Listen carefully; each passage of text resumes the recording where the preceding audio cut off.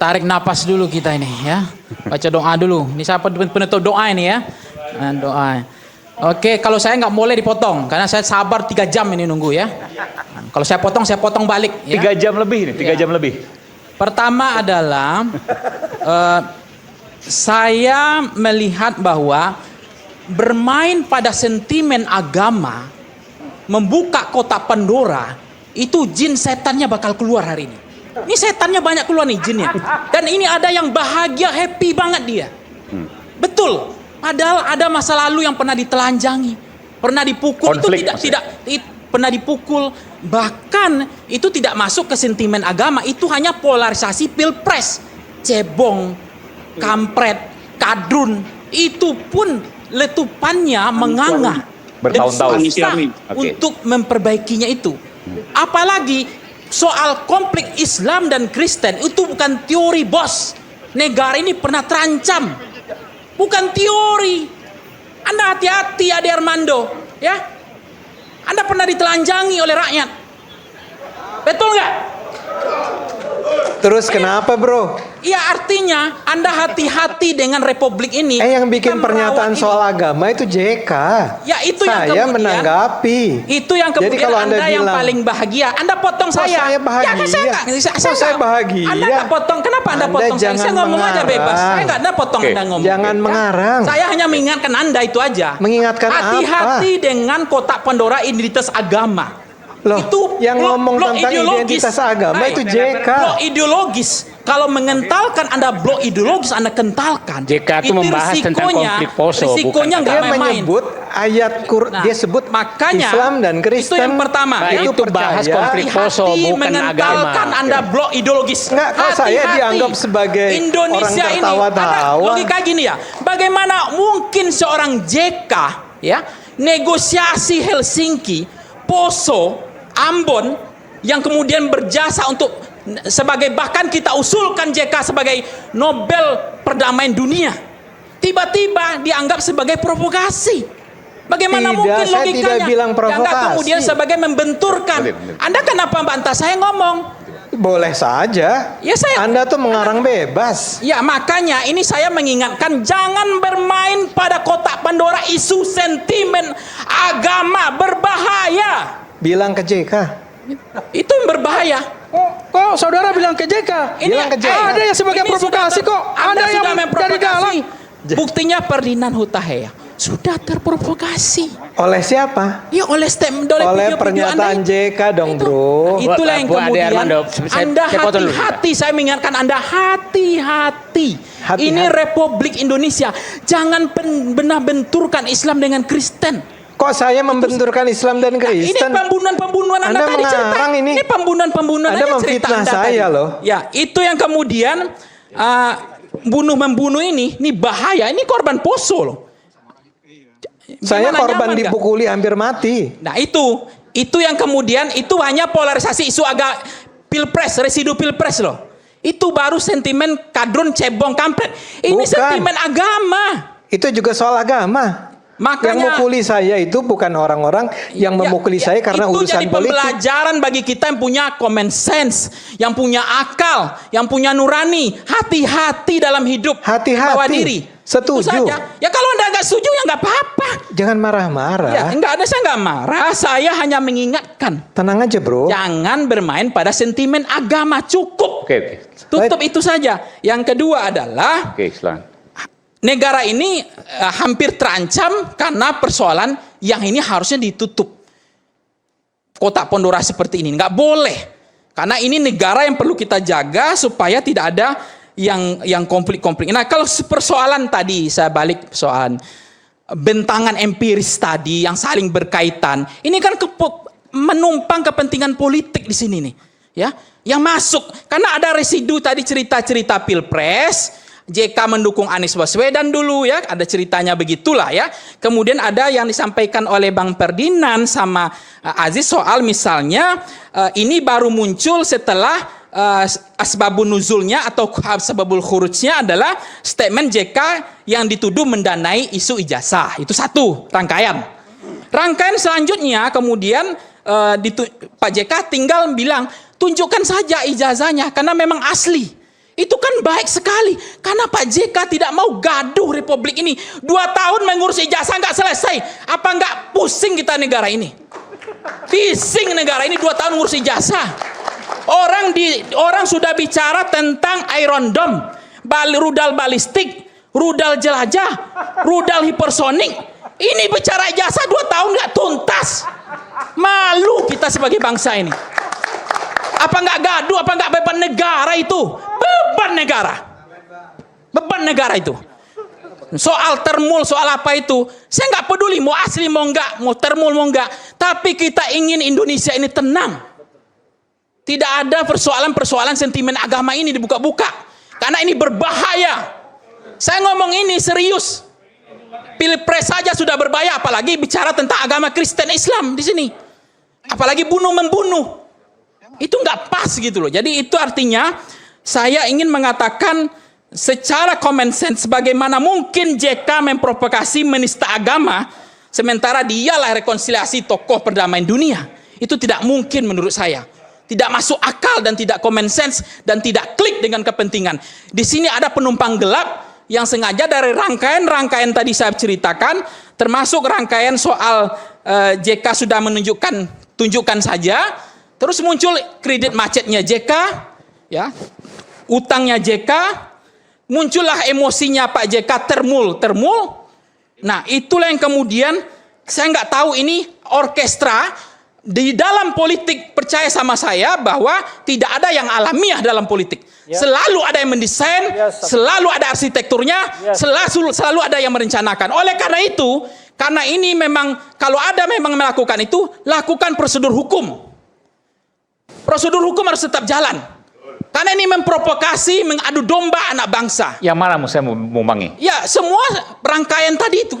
Semua harus diselesaikan dengan harus hukum. diselesaikan kan ini semua rangkaian. Baik Bung Sten maupun dari laporan dari Bung nggak apa-apa, Ajis. maju aja secara hukum, nggak apa-apa. Buktikan siapa yang memprovokasi, siapa yang punya niat baik, siapa yang punya niat jahat di sini. Mens reanya mana? Ya kan gitu. Siapa yang punya niat jahat? Bukan soal siapa yang ngedit, siapa yang pertama menyebarkan. Itu kan semua bisa didesain, bisa disetting semuanya.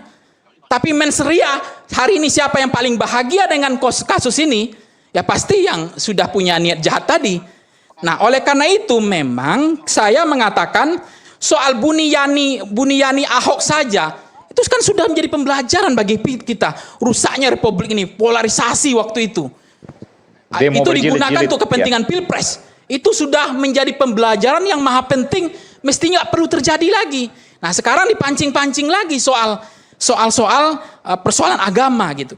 Jadi saya katakan Anda menilai bahwa bisa ada free rider, penumpang gelap dalam pelaporan ini dan seterusnya. Ada penumpang gelapnya, saya merasakan itu kepentingan politiknya jalan. Karena gini, 18 tahun kita membaca di era SBY kan selalu ada isu-isu yang muncul. Ketika ada isu ekonomi, isu politik yang kuat, kemudian ada isu yang digeser. Saya nggak tahu, bisa iya bisa tidak isu misalnya isu terorisme, isu apa dan seterusnya. Itu kan isu itu selalu geser. Nah, yang hebatnya di era Pak Prabowo itu isunya walaupun ekonomi hari ini dihajar isunya, fokus masyarakat ke ekonomi, tetapi isunya tetap tidak main ke isu-isu sentimen agama. Kita tahu 10 tahun era sebelumnya itu politik identitasnya itu menganga luar biasa. Tidak pernah ada sejarah 10 tahun kita punya blok ideologis yang mengental antara cebong sama kampret. Bahkan di Sumatera Barat ada yang nggak milih Jokowi nggak boleh disolatkan. Bayangkan itu. Itu 10 tahun kita berkonflik karena pilpres.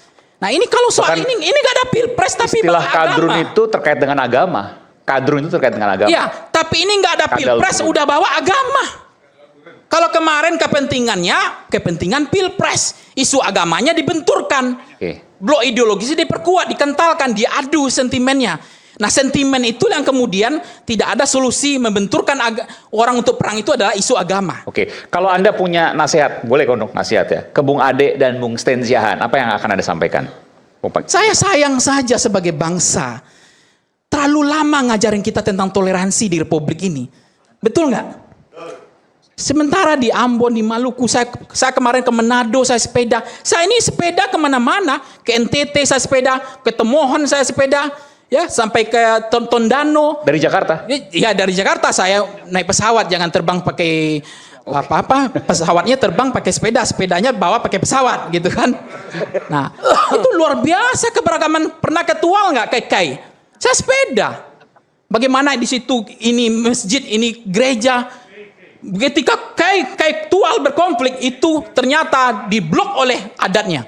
Akhirnya kan konflik Ambon nggak bisa masuk ke sana. Itu terlalu tua ngajarin kita tentang toleransi di Republik ini. Luar biasa toleransinya. Saya ke Toba juga begitu. Kemana-mana saya. Jadi saya sedih kalau kita ribut masalah agama gitu loh. Masalah-masalah perkara yang menurut saya blok-blok tadi itu, dan sangat sedih saya melihat Indonesia. Justru kita harus video yang tadi tidak utuh itu sudah niat jahat sebenarnya. Video yang tidak utuh ditampilkan. Video yang tidak utuh itu sudah niat jahat. Karena apa? Ya setelah dipotong dia akan memotong makna, ya kan? Setelah dipotong dia akan memotong makna dan tentu akan ada agenda. Agendanya bisa penghasutan, kegaduhan, dan itu dijadikan sebagai komoditas politik, kepentingan untuk membenturkan agenda-agenda tadi. Itu kausalitasnya. Jadi artinya apa? Saya ingin katakan begini. Yang mulai motong video sebenarnya sudah frustasi. Karena nggak berhasil. Tapi ini berberkas sama kita. Tetap pohon kayu. Iya. Tapi yang motong kan bukan Bang Ade. Ya saya nggak tahu. Saya nggak nuduh Ade Armando dari tadi. Mau siapa yang motong saya nggak peduli. Termasuk soal ijazah. Mau asli nggak peduli. Mau sampai kiamat ijazah ini terbukti atau tidak. Saya nggak peduli. Tapi bisingnya, bebannya, keseluruhannya itu beban negara. 2 tahun dibuat negara ini bising. Gaduh. Dan itu apakah happy? Happy. Saya happy nggak? Saya nggak. Makanya 5 bulan yang lalu saya stop soal bahas ijazah. Karena bagi saya nggak happy lagi. Nanti saya takut saya sakit jiwa juga. Ya itu. Karena kalau kita ikut-ikutan kita juga ikut sakit jiwa. Siapa yang punya yang sakit jiwa saya nggak nuduh ya. Nah, saya nggak ada diksi perasa saya. Jadi saya aman. Ya.